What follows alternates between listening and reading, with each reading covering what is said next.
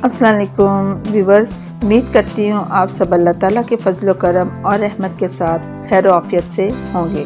Viewers, thyroid gland पर ये मेरी दूसरी वीडियो है। पार्ट 1 वीडियो में हमने समझा कि थायराइड ग्लैंड कहाँ वाक़या है, इनका क्या रोल है और ये किस तरह वर्क करते हैं। व्यूवर्स, वीडियो के इस हिस्सा यानी कि पार्ट 2 में इसी टॉपिक को आगे बढ़ाते हुए हम जानेंगे कि बीमारी की सूरत में इसकी लैब रिपोर्ट कैसे पढ़ी जाती है और इस रिपोर्ट के मुताबिक कौन कौन सी मेडिसिन दी जाती हैं। व्यूअर्स, सबसे पहले समझते हैं कि थायराइड की बीमारी होती क्या है।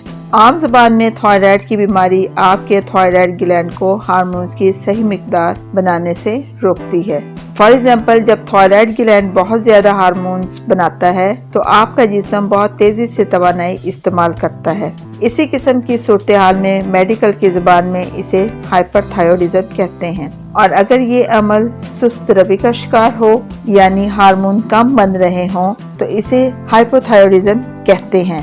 एनीवेज, इन दोनों बीमारियों का इलाज मुमकिन है। आगे चलकर आपको इनके अलग अलग मेडिसिन भी बताती हूँ। व्यूअर्स, हमारा थायराइड ग्लैंड 2 किस्म के हार्मोन्स बनाता है जिनको T3 एंड T4 कहते हैं। थायराइड ग्लैंड से मुतालिक लेबोरेटरी में जो टेस्ट किया जाता है इसमें खून के अंदर T3 एंड T4 की मिकदार को चेक किया जाता है।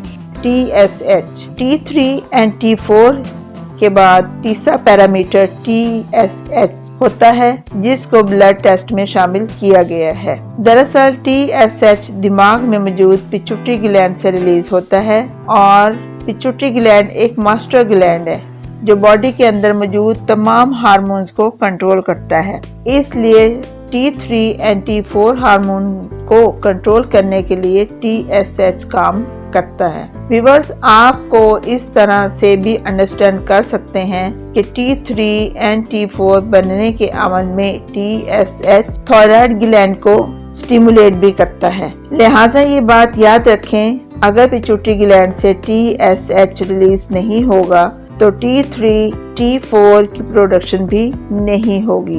Values of 3 parameters. अगर बात की जाए इन तीनों पैरामीटर्स के फंक्शनल होने की तो यहाँ कुछ बातें तवज्जो तलब हैं। व्यूअर्स, हाइपोथायरॉयडिज्म की सूरत में यानी अगर थायराइड ग्लैंड से T3 एंड T4 कम मिकदार में प्रोड्यूस हो रहा है जिसकी वजह आयोडीन की कमी है तो पीछे TSH का लेवल बढ़ जाएगा क्योंकि थायराइड ग्लैंड आयोडीन की कमी का शिकार है जिससे मिलकर T3 एंड T4 ने तैयार होना था, मगर पिट्यूटरी ग्लैंड ने तो TSH मुसलसल रिलीज हो रहा है इसलिए इसकी मिकदार बढ़ती जा रही है। इसके बरक्स, अगर थायराइड ग्लैंड जरूरत से ज्यादा तवानाई या एनर्जी को खर्च कर रहा है या इसे आयोडीन की सप्लाई ज्यादा मिल रही है तो T3, T4 की मिकदार बढ़ना शुरू हो जाती है और TSH की मिकदार कमी का शिकार हो जाएगी जिसे हाइपरथायरॉयडिज्म कहते हैं। अगर अब तक आपने वीडियो को तवज्जो से सुना है और T3, T4 एंड TSH को समझ गए हैं तो व्यूअर्स, आपके लिए इसकी लैब रिपोर्ट को पढ़ना बिल्कुल मुश्किल नहीं होगा। यहाँ पर मजीद TSH के मुतालिक ये बताना ज़रूरी समझती हूँ कि पैदाइश से लेकर बुढ़ापे तक इसकी वैल्यूज़ हर उम्र में मुख्तलिफ होती है। लिहाजा रिपोर्ट को स्टडी करते वक्त मरीज की उम्र को भी मद्देनजर रखा जाता है। Thyroid profile test. व्यूअर, जैसा कि अलग अलग प्रोफाइल टेस्ट होते हैं, for example liver profile test, lipid profile test, ETC etcetera, वैसे ही थायराइड प्रोफाइल टेस्ट भी होता है। जब हम किसी टेस्ट में प्रोफाइल वर्ड का यूज करते हैं मतलब हम किसी एक चीज का टेस्ट नहीं कर रहे बल्कि एक से ज्यादा चीजों को एक साथ टेस्ट कर रहे हैं। व्यूअर, जिस्म में अगर थायराइड को टेस्ट करना है तो इसका मतलब है कि हमारी बॉडी में कितना थायराइड मौजूद है और ये कहाँ से पता चलेगा? यकीनन ये ब्लड से ही पता चलेगा।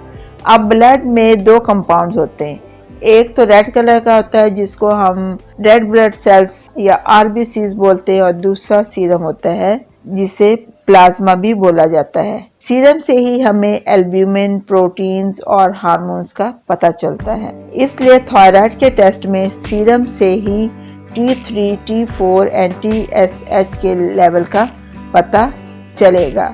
व्यूअर्स, अब बात करते हैं अद्वियात की। तो थायराइड ग्लैंड के बारे में तमाम मालूमात आपको स्टेप बाय स्टेप बताई गई हैं। 2 वीडियोस पर मुश्तमिल ये मालूमात आपको तभी समझ में आएंगी जब आप इनको अच्छी तरह तवज्जो से स्टेप बाय स्टेप सुनेंगे और समझेंगे। इसलिए मुख्तसर सा तारुफ मेडिसिन के हवाले से भी शेयर कर रही हूँ, जो यकीनन डॉक्टर के मशवरे के बाद इस्तेमाल में लानी चाहिए, क्योंकि डॉक्टर ने लैब रिपोर्ट के मुताबिक और मरीज की दीगर डायग्नोसिस के बाद उस मेडिसिन की और साथ ही साथ दूसरी मेडिसिन की डोज सेट करनी होती है, तब जाकर एक अच्छा इलाज पॉसिबल होता है। तो व्यूअर्स, आपकी जानकारी के लिए मशहूर ज़माना मेडिसिन थायरॉक्सिन का इस्तेमाल T3, T4 का लेवल कम होने यानी हाइपोथायरॉयडिज्म में किया जाता है, और इसी तरह नियोमार्काजोर टैबलेट का इस्तेमाल T3, T4 का लेवल ज्यादा होने यानी हाइपरथायरॉयडिज्म में किया जाता है। हाइपरथायरॉयडिज्म में चूंकि दिल की धड़कन बढ़ जाती है, इसलिए इसके साथ इंड्रॉल टैबलेट का भी इस्तेमाल करवाया जाता है। व्यूअर्स, गुजारिश है कि इन मालूमाती वीडियोस को दीगर सोशल वेबसाइट पर भी शेयर कर दें।